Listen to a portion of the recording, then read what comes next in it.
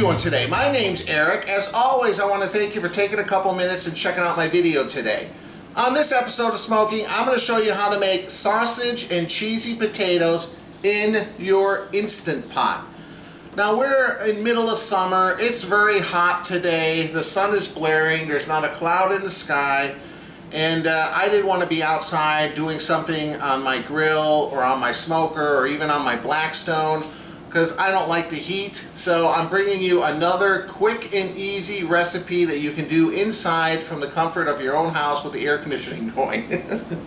And I've been having a lot of fun with this Instant Pot. This is a really quick and easy recipe, perfect for busy families that you can do during the weekday.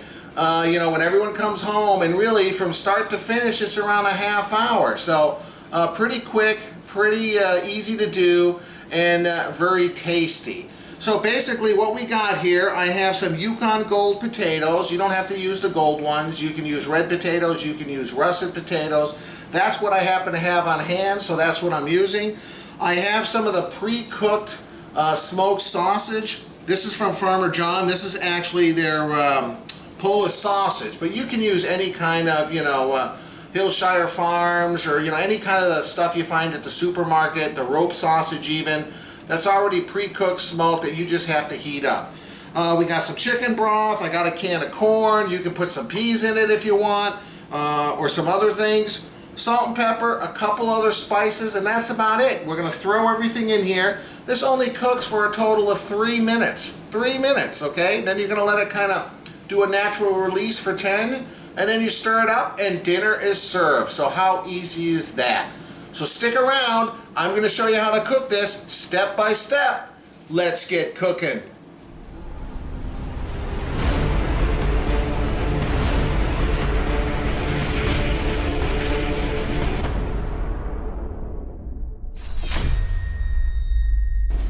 Alright, so I have all the ingredients laid out here. It's really easy. 2 ingredients I didn't mention originally is we're going to need some cheddar cheese, and then we're also going to need some sour cream.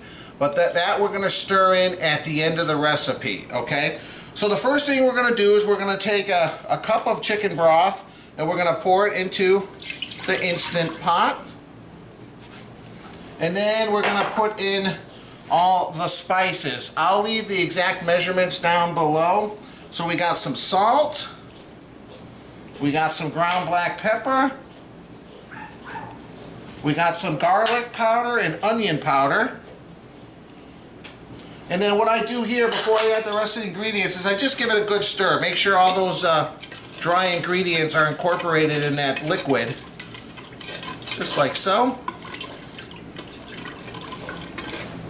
Alright. Now we're going to add the potatoes. Make sure you don't splash all over. There we go. We're going to add the sausage. And I just cut it up into smaller pieces, as you can see. And then last but not least, we're going to add a can of corn. Now, like I mentioned earlier, if you wanted to add the peas, you certainly could. Alright? So we're going to seal this, and we're going to cook it on high pressure for 3 minutes. So let me do that right now. Make sure it's sealed.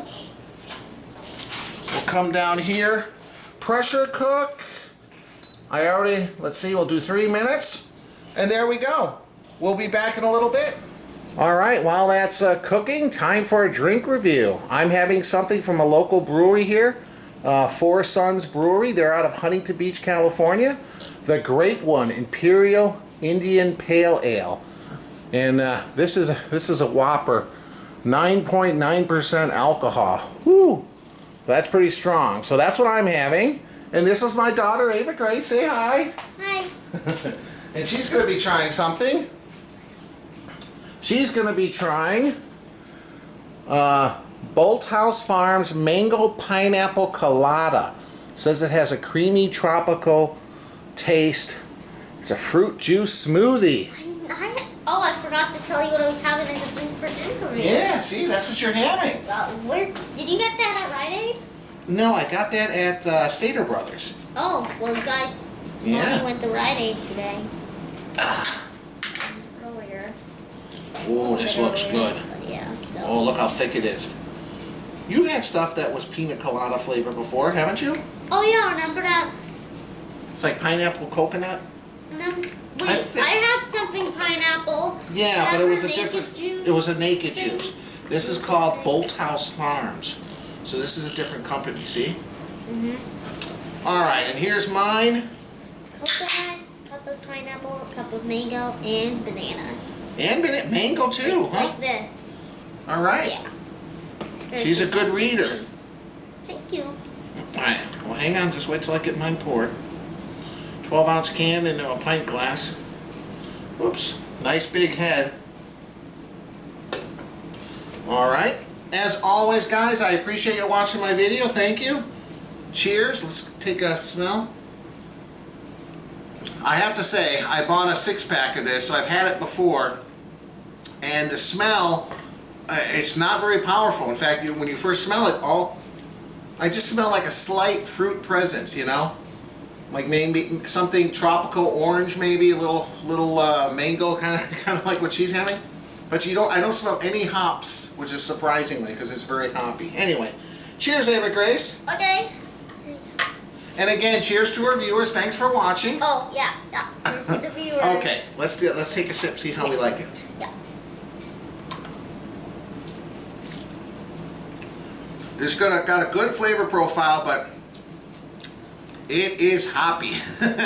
And you can definitely taste the alcohol. Sometimes you try stuff that's high alcohol and the fruit flavor kind of masks it a little bit. This one has got a little bit of a bite on the end of it. It's something that you get used to, but initially it's like, whoo, but it's good. Okay.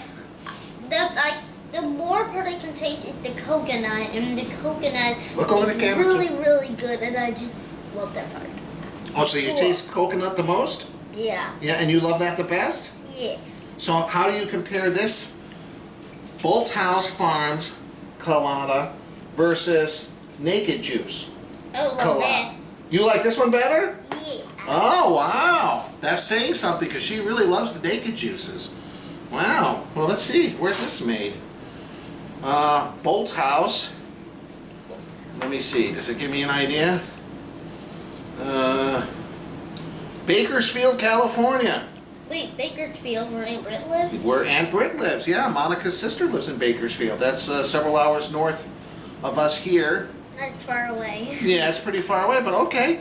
Well, look at that. We'll have know to. it's in Bakersfield. Next time I'm in the store, I'll look to see what other smoothies, fruit smoothies, this Bolthouse Farms makes, if you like it that much. I love it. Oh. We'll see if they want to see it. Yeah. All right, let's do one more cheers. Oh, one more cheers. And one cheers to the viewers. Thanks again for watching, guys. Almost cheers. Once this comes up to pressure, 3-minute cook time, and then let it naturally release for 5 to 10 minutes, and then release it. And then we're going to stir in the cheese and the sour cream, and that's about it. Dinner is served. In the meantime, we'll enjoy our beverages. See you in a little bit. Thanks. Ah, thanks. Cheers. Thanks, guys. All right, guys, 10 minutes. I'm going to do a release now. And I have some cheddar cheese here and some sour cream. We're going to stir in. Let's give it a few minutes. Be back in a second. All right, so it's done venting. Let's open this up here. Woo! Look at that. All right, we're going to give it a really good stir here. Oh yeah, look at that. The potatoes are still together. It's not all mush. There is quite a bit of liquid in here, but we're going to put the cheese in. It should thicken it up with the sour cream. And we can always add some cornstarch to thicken up the sauce. But it's looking good. All right, so I have a cup of sour cream. I let it kind of just vent a little bit to cool off. So we're going to put a cup of sour cream in here and a cup of cheddar cheese, and we're probably going to end up putting in more than a cup because everyone in this house really loves cheese. All right. The cheese.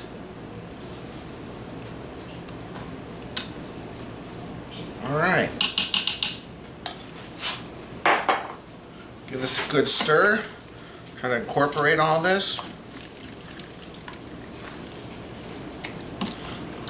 Alright, be back in a second. I'll show you how it looks when we have everything stirred in. Alright guys, so here it is. It's a little soupy. And I think we'll add some cornstarch and water in equal parts to kind of make a little slurry to kind of thicken it up. But you know what? On the more important things, let me take a taste of this and see what I think. It smells really good. A little bit of sausage, a little bit of corn, a little bit of potato. All right, let me give that a taste.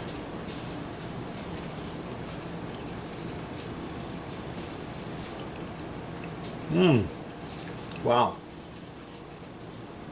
Can't go wrong with that Polish sausage, the smoky flavor of that mixed with the corn and potatoes, and it's like a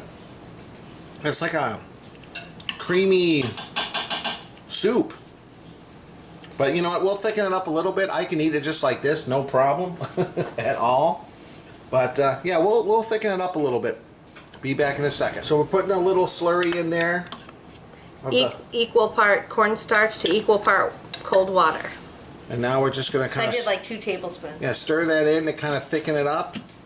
And let it kind of simmer just for a second. And as it cools down, once you turn it off a little bit, it's going to slowly thicken that sauce. All right. We'll be back in a minute. All right, guys, I just want to show you kind of the consistency here. It's definitely thickened up. But look at this. There you go. Let me scoop some out. All right, so I'm going to dish some out here.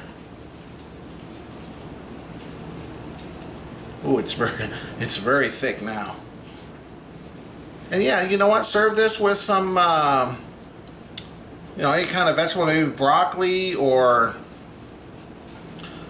a nice salad. Look at that. All right. But this is a great, quick, fast, and easy recipe. Throw everything in. It only takes 3 minutes cook time, another 10 minutes just to kind of do the release. Stir in some cheese and sour cream. There you go. Of course, the last thing you gotta do, just for good measure, just sprinkle some more cheese on top. If I had a little green onion, I would put that on there too, just to give it a little bit of green color. Oh, but look at how delicious. Alright, we'll be back to try this in just a second. Alright, here I am with my wife Monica. We got a couple bowls here. And she just made a suggestion before I started filming. Tell them what you... I was saying a little bit of bacon bits on top would have been good.